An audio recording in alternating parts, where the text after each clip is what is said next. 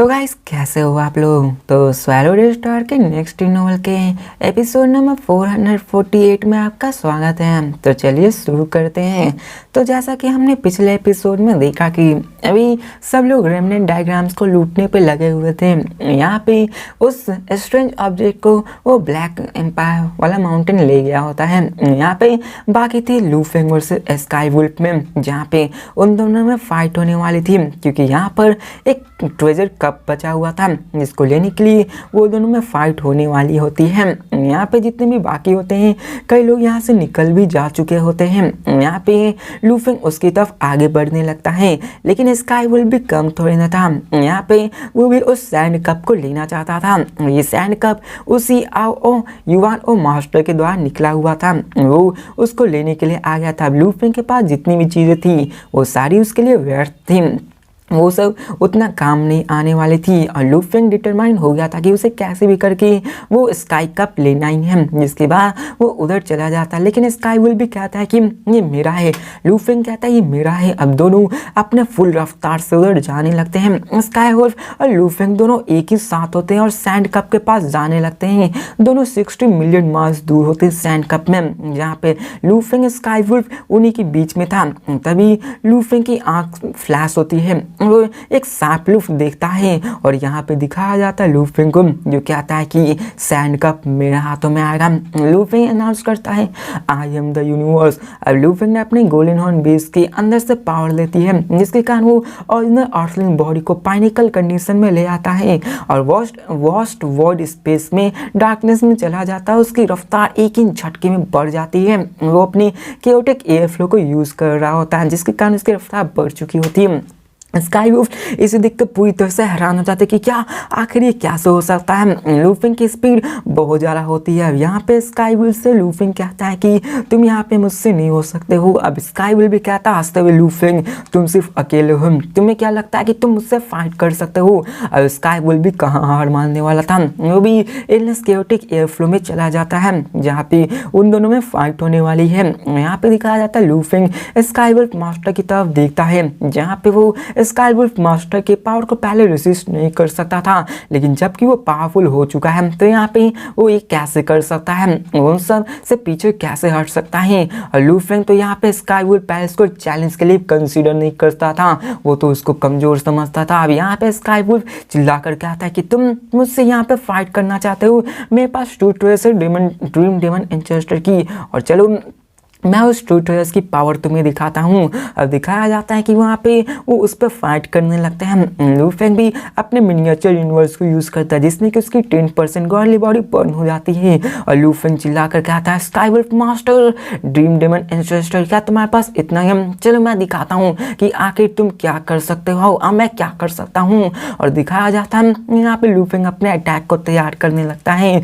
अब यहाँ पे स्काई वुल्फ यहाँ पे कर रहा होता है, लेकिन तभी वो शॉक में चला जाता है, क्योंकि यार लू फेंग ने अपने गोल्डन कंट्री मिनिएचर यूनिवर्स से उसको रोक दिया होता है। यहाँ पे उसमें एक जोर का धमाका होता है, उसके तब बहुत ही पावरफुल वेव आने लगती है, जिसको देखकर कहता है नहीं ऐसा नहीं हो सकता। वो बहुत ही गुस्से में होता है। लू फेंग कहता है कि तुम हारने के लिए बने हो, ये यूजलेस है। लू फेंग ने अपने golden country ice fox sector को कंबाइन करके उस पर अटैक कर दिया होता है। और मिनिएचर यूनिवर्स की बात रहे तो यहाँ पे लू फेंग ने अपने कॉम्बिनेशन को यूज करके उस पर अटैक किया होता है, कहता है ट्रैप। अब यहाँ पे स्काई से ज़्यादा दूर नहीं था, जो कि नाइन टाइगर रिवर के एरिया के अंदर था। उसमें यहाँ पे स्ट्रक करने लगता है, उसको फंसाने लगता है, जिसको देख कर वो हैरान हो जाता है और कहता है नहीं डोमेन आके सप्रेस कैसे हो सकती है, आखिर ये कैसे हो रहा है। और दिखाया जाता है कि स्काई वुल्फ यहाँ पे हारने लगता है और यहाँ पे वो आगे बढ़ ही नहीं पा रहा होता है। लू फेंग ने अपने मोसा बॉडी को भी यूज़ कर लिया होता है ताकि वो फ्लेम सैंड कप को ले सके, और एक ही झटके में दिखाया जाता है कि वो वहाँ पे चला जाता है। लेकिन इसमें लू फेंग ने अपनी गॉली बॉडी को भी बर्न किया होता है। 30 सेकंड में उसने लगभग 100 मिलियन किलोमीटर का यूज किया होता है। 5 सेकंड में ही 18 मिलियन किलोमीटर वो ट्रैवल कर लेता है। फिर यहाँ पे इतना रिस्क नहीं लेता, जिसके बाद मोसा बॉडी शो अप होती है और फैंटम अपीयर होता है। और यहाँ पे लू फेंग एक ही झटके में फ्लेम सैंड कप के पास चला जाता है, अपने मोसा बॉडी को यूज करके उसे ले लेता है। यहाँ पे लूफेंग की टोटल बॉडी 60% गॉली बॉडी जा चुकी होती है इसको परफॉर्म करने में, क्योंकि लूफेंग वहाँ पे गया होता है और आया भी होता है, जिसके कारण यहाँ पे उसकी गॉली बॉडी यहाँ पे आ चुकी थी। लेकिन फिर से वो अपने ओरिजिनल बॉडी को पीक स्टेज पे ले आता है, लेकिन गोल्डन हॉर्न की बीस्ट की बॉडी वो कमज़ोर हो चुकी होती है। इसके बाद वो यहाँ पे रिफिल कर रहा होता है। अब यहाँ पे आप लोग समझ लो कि कोई भी अपने पावर को एक दूसरे में ट्रांसफ़र कर सकता है लूफेंग अपनी बॉडी में। जैसे अगर उसकी गोल्डन हॉर्न बीस्ट की बॉडी की पावर कम हो रही होगी तो अपने ह्यूमन बॉडी में से गॉली पावर उसमें ट्रांसफ़र कर सकता है। लूफेंग ऐसा ही अभी करता है, जिसके बाद मिनिएचर यूनिवर्स गायब हो जाता है। यहाँ पे लूफेंग कहता है स्काईवुल्फ तुम यहाँ पे लास्ट टाइम उसकी मदद से आए हुए थे और तुमने कुछ पुलिंग डायग्राम्स को ले लिया है और इस वक्त तुम्हारी इतनी हिम्मत जो तुम यहाँ पे अकेले फाइट करना चाहते हो, लेकिन फिर भी तुम मुझसे नहीं फाइट कर सकते। तो ये सुनकर स्काईवुल्फ को बहुत ज़्यादा गुस्सा आ जाता है कि आखिर तुम अपने आप को मेरे से कैसे कंपेयर कर सकते हो, मैं बहुत लंबे अरसे से प्रैक्टिस कर रहा हूँ और यहाँ पे मैं तुमसे ज़्यादा पावरफुल हूँ। लेकिन लूफेंग जान बोलता है कि तुम मेरे द्वारा सप्रेस कर दिए गए, इतने ज़्यादा कल्टीवेट करने के बाद ही तुम्हें ये ऑनर होने वाली बात है। जिसके बाद वो सिर्फ गुस्सा ही करता रह जाता है। यहाँ पे लूफेंग निकल भी जाता है। स्काईवुल्फ सिर्फ गुस्सा कर रहा होता है और कहता है कि मुझे जैसे ही लूफेंग दिखा था उसी वक्त मार देना चाहिए था। यहाँ पे वो कहता है मैं उसको मार के ही रहूँगा।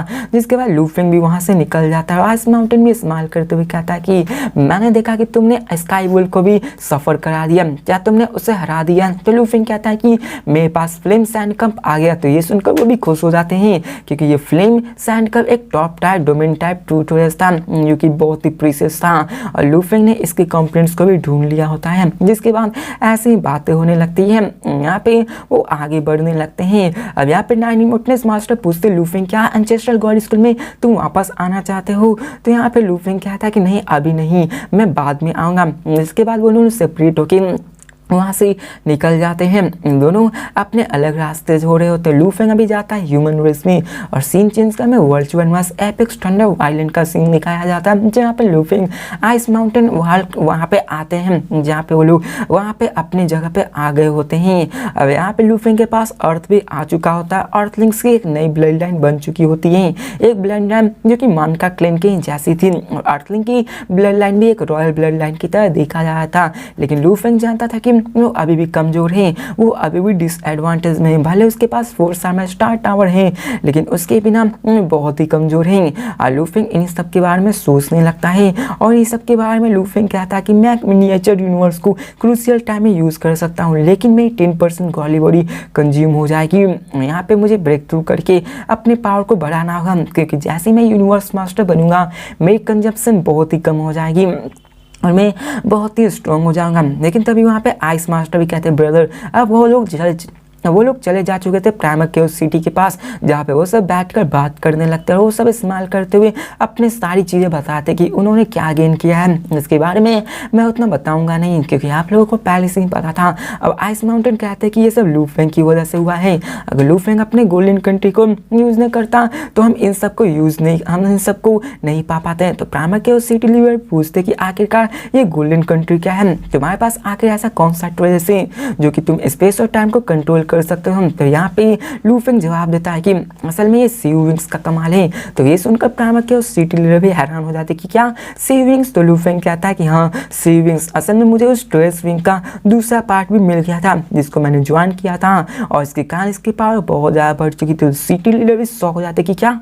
एक ब्रोकन ट्रू ट्रेस था। यहाँ पे आइस माउंटेन भी यहाँ पे सरप्राइज हो गए थे कि क्या ये एक ब्रोकन ट्रू ट्रेस है। और प्राइमर केओस सिटी लीडर कहते हैं कि इसी कारण तो यहाँ पे यूनिवर्स उस दिन में मुझे ये सेविंग्स मिला था, तो मुझे ऐसा स्पेशल महसूस हुआ था, लेकिन मैं ये बता नहीं सका कि ये ब्रोकन है फिर नहीं, मैं सिर्फ इसके कंपोनेंट को ही देख पा रहा था। प्राइमर केओस सिटी लीडर पूछते कि आखिरकार इसकी पावर कैसी है। तो लूफेंग बताता है कि सेविंग्स स्पेस और टाइम को कंट्रोल कर सकती है किसी भी यूनिवर्स मास्टर से अच्छा, लेकिन यूनिवर्स मास्टर सुप्रीम मास्टर से कमज़ोर, जो कि एक टॉप टायर ट्रू रेस है। तो ये सुनकर प्राइमर केओस सिटी भी हैरान हो जाते हैं और कहते हैं कि ये तो सच में यहाँ पे बहुत ज़्यादा यहाँ पे ट्रू ट्रेजर से अच्छा है। और वो कहते हैं कि क्या ये ट्रू ट्रेजर 4 विंग तुम्हारा कंप्लीट है। तो लूफेंग कहता है नहीं। तो ये सुनकर वो भी सरप्राइज हो जाते हैं कि क्या नहीं। अब ये वो दोनों आइस माउंटेन भी सरप्राइज हो जाते हैं और कहते हैं कि ये जरूर स्पेशल है। अब लूफेंग भी पूछता है और कहता है कि क्या यहाँ पे सुप्रीम ट्रू ट्रेजर का कॉम्पोनेंट है। तो प्राइमर केओस सिटी लीडर कहते हैं कि क्या कंप्लीट लूफिंग तुम जानते हो सभी सुप्रीम टीचर्स परफेक्ट होते हैं, ये इंडिस्ट्रक्टिबल होते हैं, लैंड ऑफ एक्सट्रीमिस्ट भी इन्हें डिस्ट्रॉय नहीं कर सकते हैं। और यहाँ पे सुप्रीम ट्रूथ ऑलवेज एक पीस में ही बॉर्न होती है, यहाँ पे इसको ब्रेक कर पाना ऐसा नहीं लगता है कि इसको बहुत ज़्यादा आसान होगा। तो लूफिंग समझता था कि हम एक सुप्रीम ट्रूथ को ब्रेक करना कितना मुश्किल होता है। अब यहाँ पे आइस माउंटेन कहता है ब्रदर तुम्हारा डिस्पल तो बहुत ही अच्छा है, इसने तो स्काई वुल्फ को भी सप्रेस कर दिया था, फ्लेम सैंड कम्प को भी ले लिया, जिसे सुनकर वो भी खुश हो जाते हैं। और लूफेंग कहता है लक। तो यहाँ पे प्राइमरी क्यूरियोसिटी कहते हैं कि ये लक नहीं है लूफेंग, मैं जानता हूँ कि तुम्हारी गॉडली पावर यूनिवर्स मास्टर से कमजोर है और यहाँ पे ये स्टार रिवर मास्टर और मेन से भी कमजोर है, लेकिन तुमने अपनी इसी पावर से स्काई वुल्फ तक को सप्रेस कर दिया और यहाँ पे तुम अभी बहुत ही पावरफुल बन चुके हो। जब तुम एक यूनिवर्स मास्टर बने हो तो यहाँ पे मैं तुम्हें यूनिवर्स ओशन में भेज सकता हूँ। तो ये सुनकर लूफेंग हैरान हो जाता है कि आखिरकार ये यूनिवर्स ओशन है क्या। तो आइस माउंटेन भी कहता है ब्रदर, और यहाँ पे वो थोड़ा सा चिंता में होता है। प्राइमरी क्यूरियोसिटी लीडर कहते हैं कि देखा जाए तो यूनिवर्स ओशन बहुत आर्डिनियस है और वहाँ पे टॉप टाइप यूनिवर्स ओवरलॉर्ड्स भी जाते हैं, लेकिन जब तुम एक यूनिवर्स मास्टर बनोगे तो तुम हमारे ह्यूमंस की एक रेस के पिलर होगी और जब तक तुम्हें उन्हें बनना होगा तो तुम्हें खुद को बहुत ही पावरफुल बनाना होगा, क्योंकि तुम्हें यूनिवर्स ओशन में जाना पड़ेगा। यूनिवर्स ओशन एक अलग ही यूनिवर्स होती है ओरिजिनल यूनिवर्स की जैसे, जहाँ पे बहुत ही पावरफुल बंदे होते हैं, यहाँ तक कि यूनिवर्स सुप्रीम मास्टर भी वहाँ पे मारे जा सकते हैं। वहाँ पे खतरनाक जगह होती है जैसे लैंड ऑफ एक्सट्रीमिटी जैसे। अब लूफिंग भी अपनी सांसें भर लेता है। प्राइमरी क्यूरियोसिटी लीडर कहते हैं कि वहाँ पे कई सारे ग्रेट बीइंग्स भी गैदर होते हैं, जहाँ पे कई सारे बंदे मौजूद होते हैं जो कि अपने पावर अपने स्किल्स को शार्पन करते हैं और अपनी पावर को इम्प्रूव कर सकते हैं और भी ज़्यादा फास्ट है। इसके बाद प्राइमरी क्यूरियोसिटी कहते हैं कि चलो प्रिपेयर हो जाओ और मुझे वो सारे रेमेन डायग्राम्स के पीसेस दे दो, मैं यहाँ पे तुम्हारे कंट्रीब्यूशन पॉइंट्स को कर लूँगा। तो यहाँ पे ऐसे ही हो जाता है, वो सभी ऐसा करते हैं। जिसके बाद हमें दिखाया जाता है यहाँ पे टावरिंग आयरन बेंग को, जो कहता है कि प्लान बन चुका है। उसकी आँख और भी टेरिफाइंग थी और उसे उसके बारे में बताया नहीं जाता कि आखिर वो है क्या और वो है कौन। अभी यहाँ पे सीक्रेट बताया गया होता है और यहाँ पे वो कहता है ये हमारा लास्ट चांस रहा है, अगर हम इसको चीज न कर पाए तो हमारा रेस मार जाएगा। यहाँ पे तीनों बींग्स बहुत ही साइलेंट और वो कहते हैं कि लाइटनिंग ज्ञान कहता है कि हमारा प्लान प्रिपेयर है, हम लोग ये सेक्रीफाइस कर सकते हैं, अगर हम लोग यहाँ पे सक्सीड हुए तो हम लोग इटर्निटी के लिए रहेंगे। यहाँ पे तीनों बंदा यहाँ पे खुश होता है। अब यहाँ पे वो तीन बंदे कौन थे हमें इसके बारे में बताया नहीं गया था। और फिर हमें लूफेंग को दिखाया जाता है जहाँ पे लूफेंग अपनी गॉड कंट्री में आया हुआ होता है और वहाँ पे अपनी बॉडी को देख रहा होता है, जहाँ पे उसने ऐसे ही अपने सारे रीइंकार्नेशन को फॉलो करना शुरू किया होता है। लूफेंग अपने पावर को देख कर कहता है कि वो तो अभी प्रिपेयर है और यहाँ पे अबेंडेड और कम्प्लेक्स इंफॉर्मेशन भी आने वाली है। प्राइमरी यूनिवर्स ह्यूमैनिटी के लिए बहुत ही जरूरी है, जो कि टीचर ओरिजिन का क्रिएचर है, लेकिन वो भी इसमें सप्रेस कर दिए गए हैं। यहाँ पे अगर ऐसा ना होता तो हमारी बींग्स इतना आगे न बढ़ता। अब यहाँ पे हमें बताया जाता है कि यूनिवर्स सुप्रीम बींग्स जो कि प्राइमरी यूनिवर्स में जन्म लेते हैं, वहाँ पे वो सभी एक यूनिवर्स मिनिएचर में रहा करते हैं, लेकिन दोनों की कंप्लीटली डिफरेंट एनर्जी अलग होती है। बताया जाता है कि जो एक राउंड ऑफ री इनकारनेशन होता है वो एक देखा जाए तो फिर से पुनर्जन्म को कहा जाता है, जहाँ पे एक बंदा फिर से पुनर्जन्म लेता है, जिसके बारे में अभी आपको नहीं पता चलेगा, कंफ्यूजन होगा, लेकिन आप जैसे जैसे आगे बढ़ोगे, जैसे जैसे लूफिंग यहाँ पे यूनिवर्स ओशन में जाएगा, आपको पता चलता जाएगा कि आखिरकार ये सभी क्या है। यहाँ पे लूफिंग उन सारी डिटेल्स को पढ़ने लगता है जो कि उसे मिली होती टीचर से। जिसके बाद 3 दिन हो जाता है और यहाँ पे प्राइमरी क्यूरियोसिटी लीडर के द्वारा मैसेज आया होता है। लूफिंग ने जो रेमनेंट डायग्राम्स दिया होता है उससे लूफिंग को 1200 ट्रूथ पॉइंट्स मिले होते हैं और आइस माउंटेन ने लूफिंग को 600 ट्रूथ पॉइंट्स दिए होते रिवॉर्ड के बदले, क्योंकि यहाँ पे लूफिंग के वजह से उन्होंने ये पा पाया था। अब यहाँ पे दिखाया जाता है लूफिंग ऐसे कि लूफिंग पर्सनली यूनिवर्स ओशन में जाने वाला है, वो भी डेटिस फॉर्म में। अब लूफिंग यहाँ पे जाने वाला था यूनिवर्स ओशन में, जो कि बहुत ही खतरनाक था। अब टीचर के 3 बॉडीज थे, जिनमें से एक पूरा के पूरे प्राइमरी क्यूरियोसिटी लीडर को गार्ड करता है, वहीं पे एक यूनिवर्स ओशन में था और एक और था टीचर का डेटिव फॉर्म, जो कि यहाँ पे उसके पास था। उसी के साथ लूफेंग वहाँ पे जाने वाला था यूनिवर्स ओशियन में, जहाँ पे लूफेंग भी इसके लिए तैयार हो जाता है। लूफेंग अभी यहाँ पे ऐसे ही आगे बढ़ने लगता है, अपने पावर को बढ़ाने लगता है, क्योंकि लूफेंग जानता था जैसे वो यूनिवर्स ओशियन में जाएगा वहाँ की पावर उसे सप्रेस कर सकती है, वहाँ पे बहुत ही पावरफुल बंदे होंगे। एक ही धक्के में वहाँ पे 1 महीना पास हो जाता है। यहाँ पे सीन चेंज कर हमें प्राइमर के उस सिटी लीडर का सीन दिखाया जाता है, जहाँ पे लूफेंग आ चुका था। लूफेंग तैयार था यहाँ पे जाने के लिए यूनिवर्स ओशियन में, और डेटिस फॉर्म टीचर की वहाँ पे आ जाती है और कहती है चलो मुझे फॉलो करो, और लोग चलते चलते प्राइमर यूनिवर्स के डिजर्टेड लैंड में आ जाते हैं, जो कि प्राइमर के उस सिटी लीडर सिटी से बहुत ही दूर था। जहाँ पे सिटी लीडर लूफेंग को समझाते हुए कहते हैं कि यहाँ पे यूनिवर्स ओशियन में जाने का 2 रास्ता होता है। पहला तो एक इंटरलेयर स्पेस को पास करो, जिसके पास वो टेलीपोर्ट करते जाएंगे उन सारे मेम्ब्रेन्स को पास करते हुए, लेकिन उन सब को ब्रेक करने के लिए एक यूनिवर्स मास्टर का जरूरी है, तभी हम लोग उसको ब्रेक करके जा सकते हैं। लूफेंग बड़े ध्यान से इन सब कुछ सुन रहा होता है, जिसके बाद प्राइमर के उस सिटी लीडर कहते हैं सेकेंड रास्ता है टोया ब्लैक होल को यूज करके प्राइमर यूनिवर्स को छोड़ के वहां तक जाने के लिए। टोया ब्लैक होल एक स्ट्रॉन्गेस्ट ब्लैक होल है जो कि प्राइमर यूनिवर्स में मौजूद है, जिसकी ग्रेविटेशन पावर बहुत ज़्यादा पावरफुल है, जो कि मेम्ब्रेन्स वॉल को भी डिस्ट्रॉय करती है, और तुम उस एग्जिट से जाने वाले हो। अब लूफेंग शॉक हो जाता है और कहता है कि क्या वो सच में? तो प्राइमर के उस सिटी लीडर कहते हैं कि ब्लैक होल्स कुछ तो स्ट्रॉन्ग होते हैं, कुछ तो वीक होते हैं, कुछ तो ऐसे हैं जिस पर हम आसानी से चल सकते हैं, लेकिन ऐसे में ही कुछ ब्लैक होल्स बहुत ज़्यादा पावरफुल होते हैं। तो यह ब्लैक होल में 39 वर्म सोर्स है जो कि नेचुरल है। तो लूफेंग की आंखें ब्राइटनिंग हो जाती है, कहता है कि क्या सच में natural worm source? Natural worm source वो होते हैं जो कि खुद से अपने आप बनते हैं, एक वर्चुअल वर्म सोर्स होता है जिसे खुद से बनाया जाता है। प्राइमर के सिटी लीडर कहता है कि जब तुम यूनिवर्स ओशियन में जाओगे तो वहाँ पे तुम किसी भी प्राइमर यूनिवर्स के इन्फ्लुएंस में नहीं रहोगे, तुम वहाँ पे अपनी गॉड कंट्री ट्रांसपोर्टेशन को यूज़ नहीं कर सकते, तुम वहाँ पे फ्लाई करके और टेलीपोर्टेशन का ही यूज़ कर सकते हो, जहाँ पे वो तुम नेचुरल वर्म सोर्स से जा सकते हो। और ये हमारे प्राइमर यूनिवर्स से बहुत ज़्यादा पड़ा है, तुम्हें पता ही होगा कि आखिरकार ये सारी इंपॉर्टेंस क्यों रहती है। जिसके बाद वो आगे कहते हैं universe ocean full of illusions और मिस्टीरियस और से लकली हमारे पास कई सारे नेचुरल वर्म सोर्स हैं, जिसकी वजह से हम लोग वहाँ पे जा ना पाते हैं, हम लोग सेफ रहते हैं, लेकिन तुम्हें भी यहाँ पे जाना होगा, बहुत अच्छे से रहना होगा। तो लूफेंग हामी बढ़ता है। इसके बाद प्राइमर के सिटी लीडर कहते हैं कि याद रखो रिमो यूनिवर्स ओशियन में भी प्राइमर यूनिवर्स के कई सारे पार्ट्स हैं, वहाँ पे यूनिक स्ट्रक्चर है प्राइमर यूनिवर्स के, और तुम्हें अपने आप के कोऑर्डिनेट्स को भी याद रखना होगा, तुम्हें हर एक चीज़ों का बहुत ही अच्छे से ख्याल रखना होगा। अब यहाँ पे लूफेंग को हर एक चीज़ समझा रहे होते हैं, खतरों के बारे में बता रहे होते हैं कि यूनिवर्स ओशियन में बहुत ही खतरनाक जगह है, वहाँ पे तुम्हें बहुत ही पावरफुल लोग मिलेंगे, वहाँ पे यूनिवर्स मास्टर का होना बहुत ही आम बात है। यहाँ पे दिखाया जाता है कि सुप्रीम मास्टर भी मारे जा सकते हैं, और वो लोग ऐसे ही करके आगे जा रहे होते हैं, और प्राइमर के सिटी लीडर उसे हर एक चीज़ बताते जा रहे होते हैं, और वो लोग उसे बताते हैं कि यहाँ पे तुम्हें एक मैप दिया जाएगा जो कि हमारे ह्यूमंस के द्वारा खोजा गया है, जो कि डिटेल्स से भरी हुई है। ये प्लेसेस वो हैं जहाँ पे तुम टेलीपोर्ट करके जा सकते हो, लेकिन यहाँ पे ऐसे कई सारे अननोन डोमेन से जो कि कवर नहीं किए गए हैं, जो कि स्ट्रिक्ट है, इसलिए तुम्हें वहाँ पे जाने से खुद को रोकना होगा, क्योंकि वहाँ पे बहुत ज़्यादा डेंजरस है। तो लूफेंग कहता है कि ठीक है। जिसके बाद वो कहते हैं चलो हमें यूनिवर्स ओशियन में जाना चाहिए। जिसके बाद वो लोग टोया ब्लैक होल में अंदर चले जाते हैं।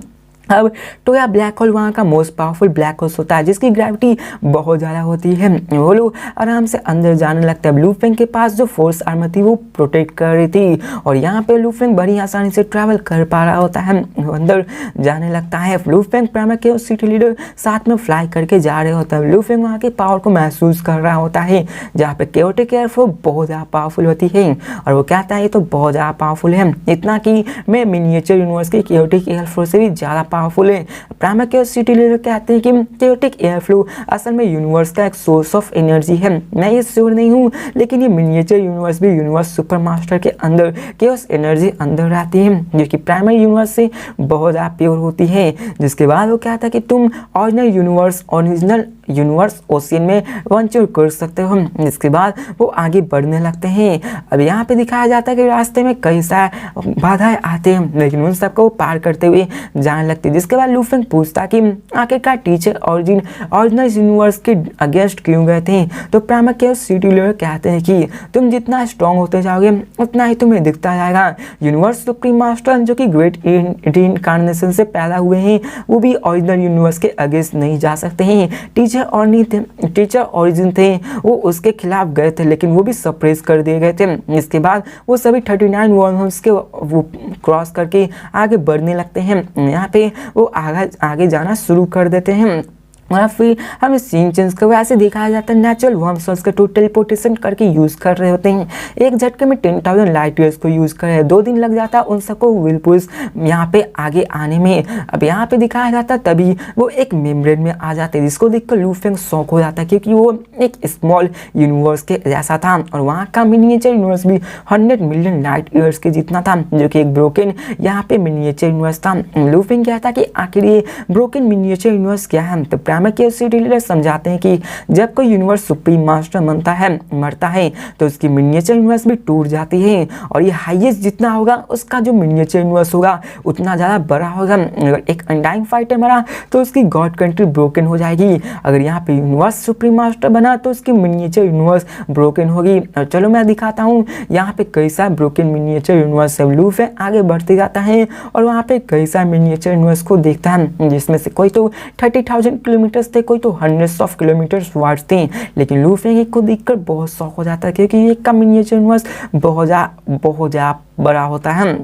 जिसके बाद आगे वो बढ़ने लगते हैं और टोटल वहाँ पे 18,022 स्मॉल यूनिवर्स थे, जो कि उन सभी के मरने के कारण फॉर्म हुए थे। और यहाँ पे ये सभी 3 यूनिवर्स एरास के थे। अब लूफेंग शॉक हो जाता है कि क्या यहाँ पे 3 यूनिवर्स एरा। अब प्राइमेकियस सिटी समझाते हुए कहते हैं कि हाँ, यहाँ पे 3 यूनिवर्स एरास हो चुके हैं और ये 3rd यूनिवर्स एरा भी ट्रिविंग है। और बात करें 2 यूनिवर्स एरास की हो तो कंप्लीट इनकार्नेशन के अंदर आती है। अब लूफेंग भी सारी चीज़ों को समझता जा रहा होता है। यहाँ पे इसको समझाते जा रहे होते हैं, जिनमें से कई सारी ऐसी चीजें हैं जो कि ऐसे ही बकवास होती है। अब लूफेंग आगे पूछता है और कहता है कि यहाँ पे आपने कहा 3 यूनिवर्स इरास और 2 सेंचुरीज, तो आखिर ये 2 क्या है। तो यहाँ पे वो समझाते हुए कहते हैं कि एक्चुअली यहाँ पे 2 पावरफुल यूनिवर्स ओशन में है, जो कि 3 यूनिवर्स इरास के अलावा है। वो यहाँ पे मिनिएचर यूनिवर्स के अंदर आते हैं। 2 यूनिवर्स मिनिएचर यूनिवर्स जो कि इनकार्नेशन के पहले बॉर्न हुए थे। तो ये सुनकर लूफेंग शॉक हो जाता है कि क्या ऐसे भी बेइंग्स है जो कि इनकार्नेशन के पहले से भी मौजूद हैं। तो प्राइमेकियस सिटी लीडर समझाते हुए कहते हैं कि 2 मिनिएचर यूनिवर्स इनॉर्मस होते हैं। नॉर्मली एक मिनिएचर यूनिवर्स का डायमीटर 100 मिलियन लाइट ईयर्स का होता है। 2 का वो दोनों जो 2 है 2.1 बिलियन लाइट ईयर्स और दूसरे का 3.2 लाइट ईयर्स का है, जो कि अभी तक का बिगेस्ट मिनिएचर पाया गया है। और हम भी नहीं जानते कि आखिरकार वो किसके हैं। देखा जाए जितना ज़्यादा मिनिएचर यूनिवर्स बड़ा होगा उतना ज़्यादा वो पावरफुल बंदा हो सकता है। और ये जानकर लूफेंग पूरी तरह से शॉक हो जाता है कि इतना बड़ा मिनिएचर यूनिवर्स, तो आखिरकार इनकी पावर कितनी हुई। तो गाइस इसी के साथ ये वीडियो भी खत्म होती है। तो मिलते हैं नेक्स्ट वीडियो में और देखते हैं कि आगे क्या होने वाला है, लूफेंग का यूनिवर्स ओशियन का सफर कैसे जाने वाला है। तो मिलते हैं नेक्स्ट वीडियो में, तब तक के लिए बाय।